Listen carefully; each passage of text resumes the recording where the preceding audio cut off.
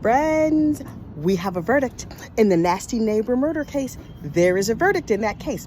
This case covers a young man. He was in his late teens at the time.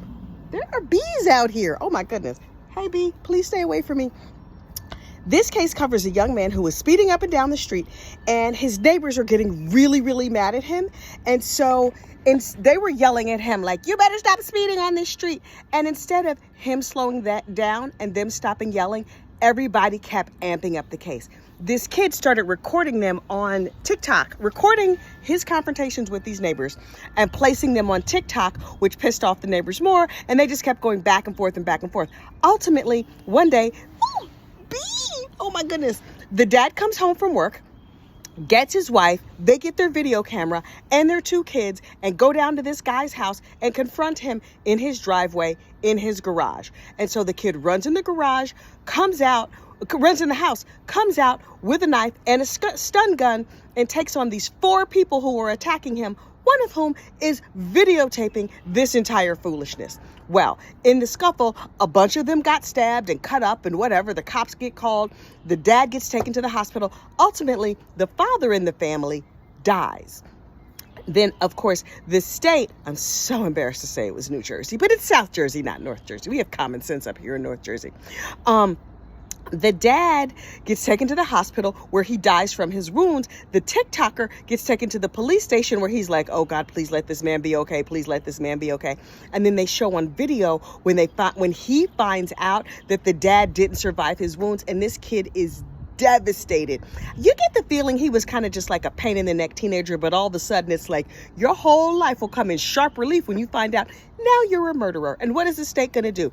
The state charged everybody, ultimately charging this kid with like second-degree murder, involuntary manslaughter, something like that. And then they charged the family with assorted other crimes.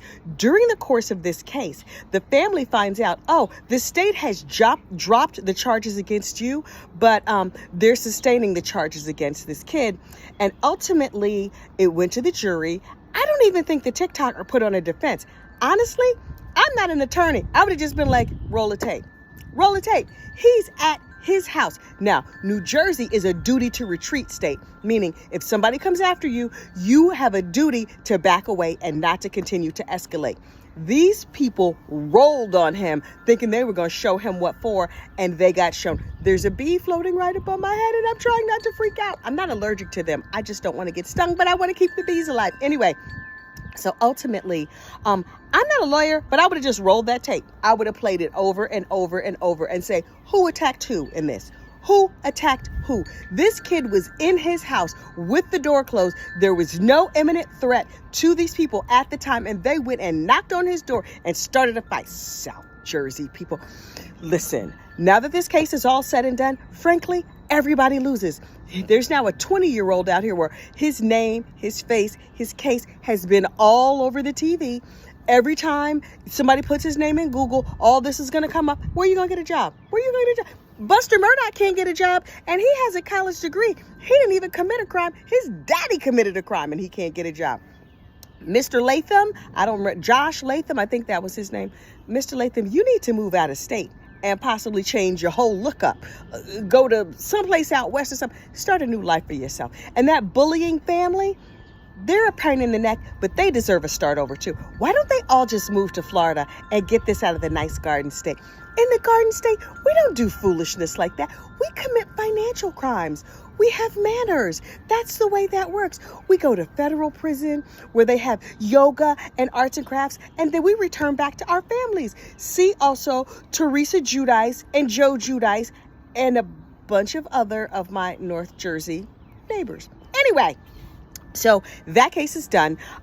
Lori Vallow's case rolls on. Melanie Gibbs was on the stand today, and Melanie needs to have all the seats in the world. She seems to be having a real good time with this case, considering a bunch of people got murdered.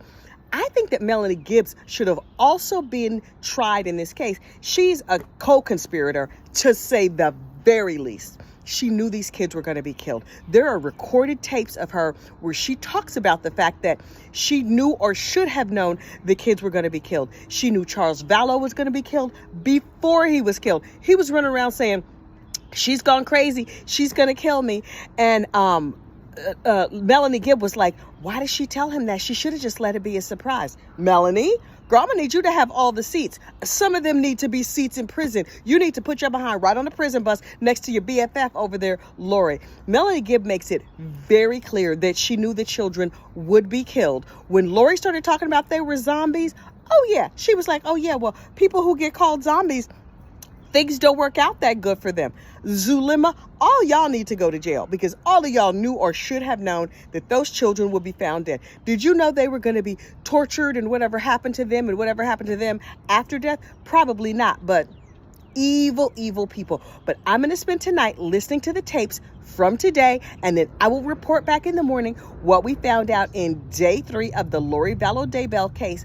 I can hardly wait for her to go to prison permanently because that's what she deserves. I hope her niece, Melanice, goes to jail. I hope Melanie Gibbs, somebody kicks her in the shin real good. You know she's probably on the phone with HarperCollins right now trying to get herself a book deal. I can't stand her. Anyway, but if she gives another video, I'm sure gonna watch it. Another interview, yeah, I'm gonna watch it.